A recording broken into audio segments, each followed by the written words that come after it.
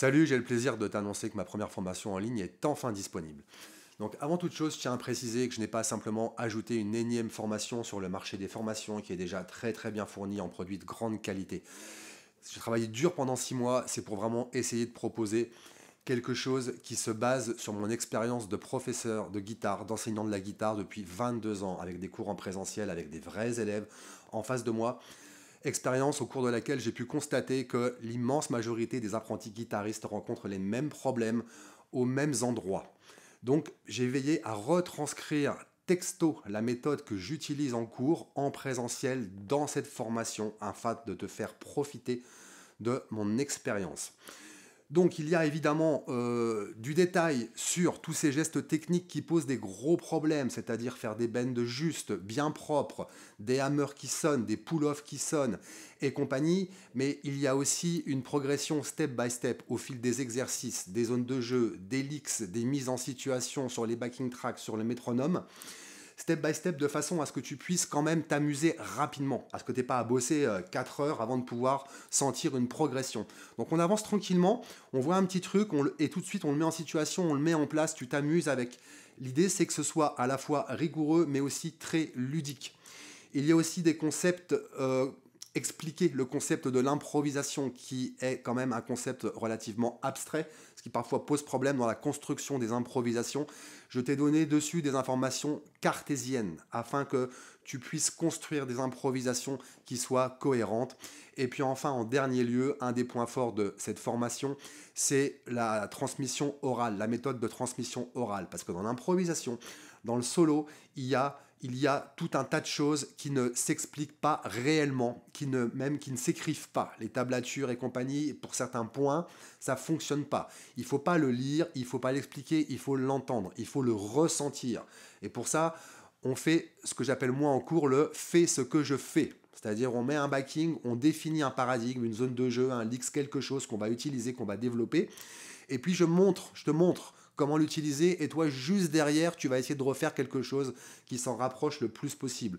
Le fait ce que je fais, c'est vraiment la transmission orale à l'ancienne par définitive. Moi, j'ai beaucoup appris comme ça, et c'est vraiment quelque chose à la fois de très efficace et de très ludique.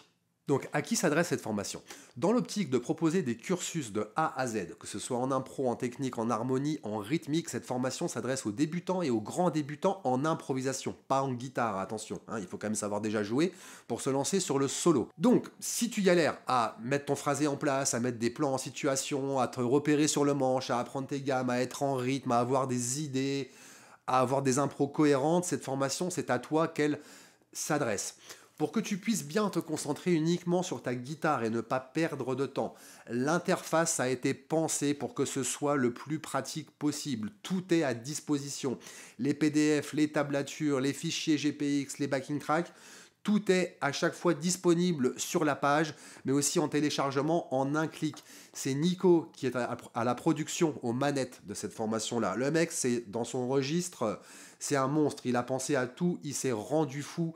L'interface, vraiment, elle est géniale. Il y a aussi dans cette formation une annexe importante qui est la solution aux erreurs que tu vas faire. Parce que des erreurs, tu vas en faire, tout le monde en fait. Et là encore, c'est mon expérience de prof depuis 22 ans. Tout le monde fait les mêmes conneries aux mêmes endroits. C'est pas compliqué, hein, à de rares exceptions près. Donc, c'est une liste qui est pas énorme, hein, je te rassure. Hein, il y a vraiment quelques trucs, mais à chaque fois, c'est des gros points de blocage qui grèvent ta progression. Donc, il y a l'erreur et il y a la solution à cette erreur que tu peux consulter et qui normalement devrait te permettre de te redébloquer la situation. Encore une fois, l'idée, c'est de te faire partager mon expérience presque comme si tu étais en cours en présentiel avec moi. Si tu hésites par rapport au contenu de cette formation à attendre le cycle 2, en te disant que peut-être cette formation-là n'est pas pour toi, que peut-être c'est un peu trop basique, un peu trop débutant, pour t'éclairer, ça veut dire que tu connais parfaitement déjà tes 5 positions de la gamme mineur blues, que tu n'as pas de problème à les transposer, que c'est pas juste tu les sais en la, mais dès qu'on passe en si en do, t'es à la rue. Hein. Ça veut dire que peu importe la tonalité, tu peux retrouver très facilement tout de suite jouer avec tes 5 positions.